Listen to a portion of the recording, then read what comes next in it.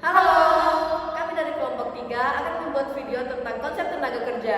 Perkenalkan, nama saya Adel. Saya Anastasia Dan saya Nadila. dan teman kita Nasya. Luna, kenapa? Kamu kayak murung gitu dari tadi. Iya, aku kena PHK nih. Jadi, kasus tadi adalah salah satu akibat dari ketidakproduktivitasan tenaga kerja serta kerendahan dari pendapatan yang diterima oleh sebuah perusahaan. Tenaga kerja termasuk ke dalam salah satu faktor produksi. Kamu tahu nggak faktor produksi itu apa? Gak tahu.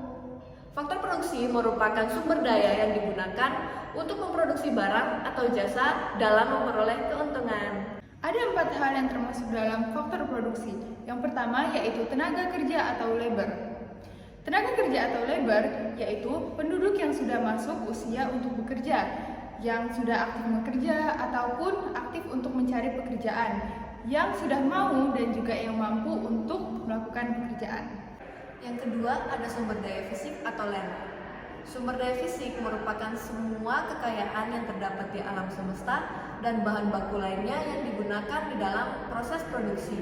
Faktor yang termasuk ke dalamnya yaitu tanah, air, dan bahan baku. Nah, yang ketiga ada modal atau capital. Modal merujuk kepada semua aset fisik dan keuangan yang digunakan dalam proses produksi barang dan jasa. Sebagai tambahan ada kewirausahaan atau entrepreneurship.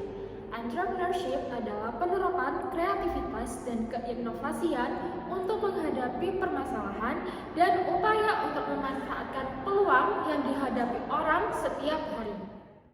Kenapa tenaga kerja itu penting? Karena tenaga kerja merupakan penggerak utama dalam memproduksi barang ataupun jasa, mampu berinovasi dan menciptakan solusi baru, mampu berpikir kritis, menemukan ide-ide baru, dan mengembangkan teknologi yang dapat meningkatkan produktivitas dan efisiensi. Dalam tenaga kerja ada 2 hal yang perlu diperhatikan. Yang pertama adalah skill, yang kedua adalah upah atau wages. Semakin banyak skill yang dikuasai, maka semakin besar juga dong upah yang mereka terima. Perusahaan juga memerhatikan budget yang dimiliki untuk memberikan upah kepada tenaga kerja.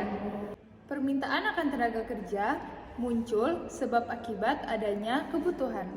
Berikut adalah kurva permintaan tenaga kerja, terdapat kurva demand dan supply-nya.